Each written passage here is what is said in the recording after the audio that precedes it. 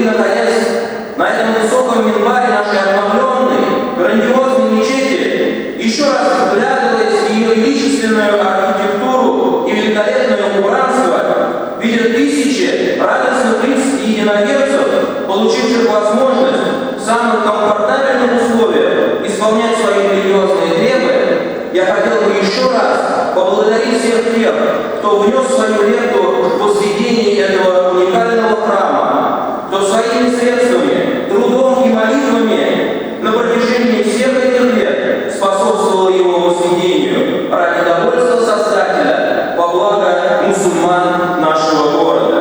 Мы непрестанно молим Всевышнего принять их старания и облагодетельствовать их счастьем земной жизни и вечности. Мы просим всемогущего Творца даровать доброго здравия и многое лето нашему духовному лидеру, глубоко уважаемому муфтию шейху Рабиль Хазрату Гайнутдину, только благодаря непомерным усилиям которого этот масштабный проект по милости Всевышнего смог реализоваться.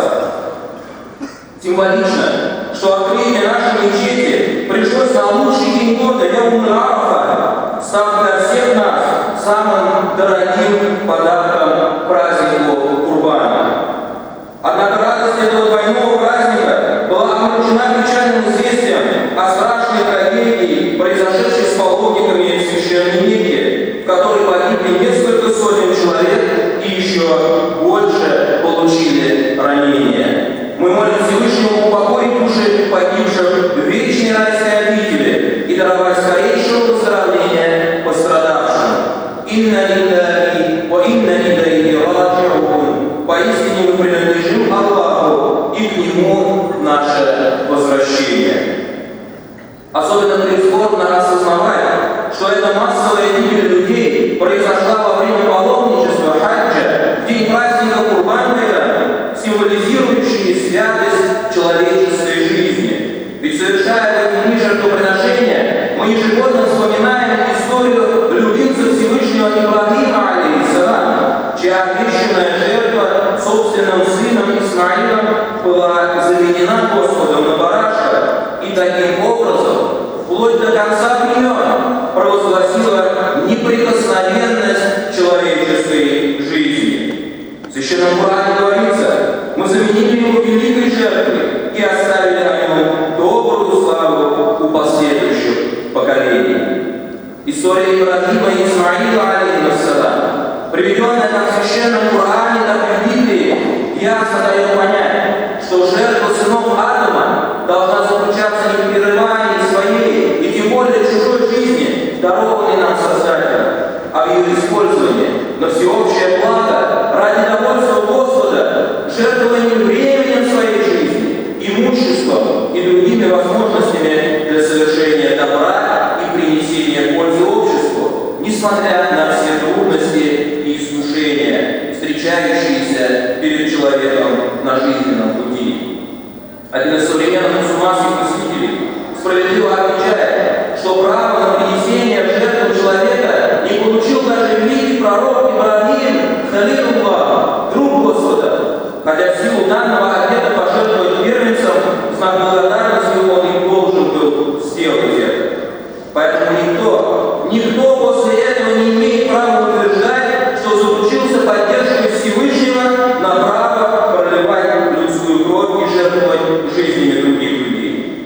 Исключением из этого правила является лишь исполнение решения суда по наказанию убийцы, первого посягнувшего на святость жизни другого человека, и уничтожение тех, кто распространяет насилие на земле, ибо эти вынужденные действия являются предотвращением зла и еще больше убийств и совершаются во имя спасения всего человечества.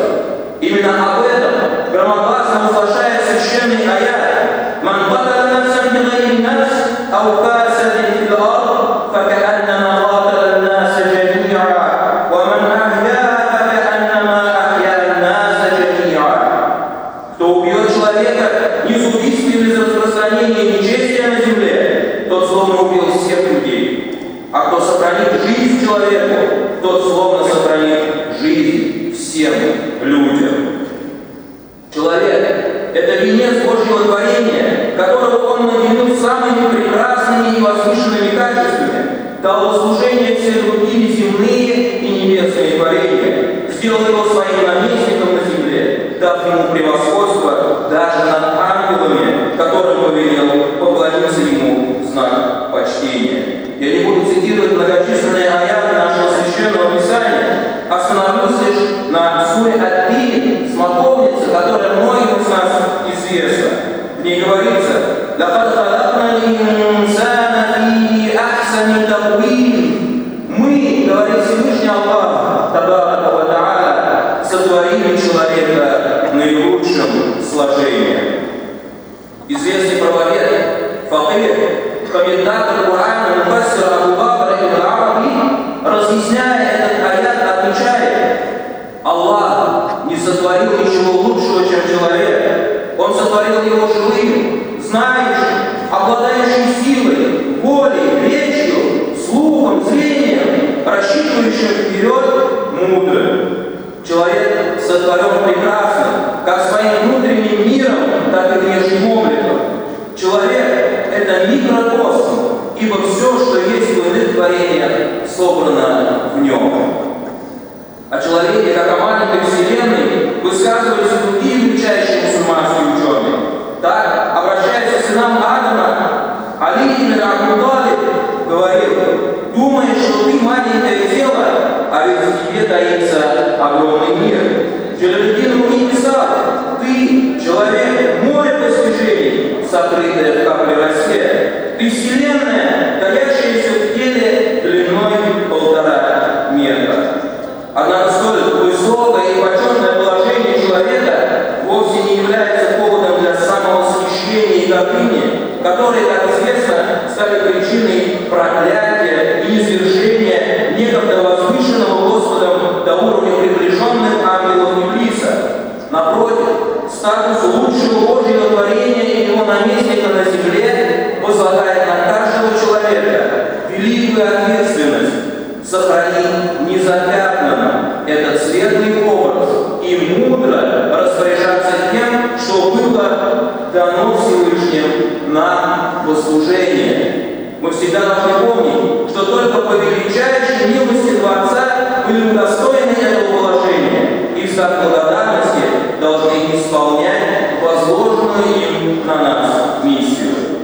Те же, кто позабыл, что лишь по безграничной милости Создатель удостоился этого почета и прекрасных качеств, кто, возгордившись, возомнил о себе и пошел по стопам Иблиса, забыл о благодарности Творцу, пренебрег добродетелью и уважением к другим Божьим творениям, будет лишен всего этого и вернется в самое нижайшее положение на презренной жидкости, потеряв свою богодухновенную человеческую сущность. Именно об этом говорят следующие священные аяты суры Ат-Тин: «Thumma radadnahu asfala safilin, illa alladhina amanu wa amilu s-salihati, falahum ajrun ghayru mamnun». Потом мы низвергнем его, человека, в нижайший мир из низких, за исключением тех, которые уверовали и совершали праведные деяния. Им уготована награда неиссякаемая. Интересно отметить, что ряд комментаторов рассматривал слова о наилучшем положении человека и его последующем низвержении в ближайшие из низких как указание на полную силу молодость и последующую за ней тяжелую и немощную старость. Исключение же верующих и добродеющих, о котором говорится в этом аяте, по мнению у ученых, указывает на то, что вера и добрые дела, совершенные в молодости, станут причиной не только вознаграждения в вечности, но и облегчения старости. Ибн Аббас, радиаллаху анху, говорил: какое-то доброе дело не совершил человек, будучи молодым, когда он потеряет силы, ему воздастся за него прежде, чем он умрет. Дорогие мои братья и сестры, завершая сегодняшнюю свою проповедь, я хотел бы обратить ваше внимание на тот факт, что коранический постулат о человеке как наилучшем Божьем творении также служит указанием на то,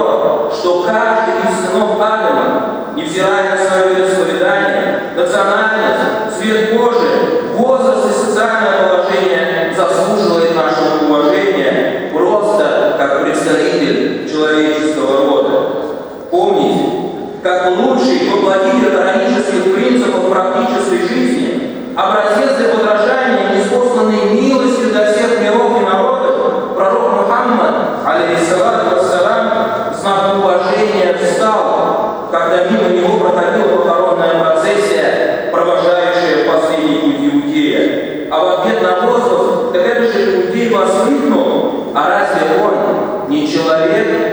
Мы должны проявлять уважение к нашим собратьям, к нашим ученым.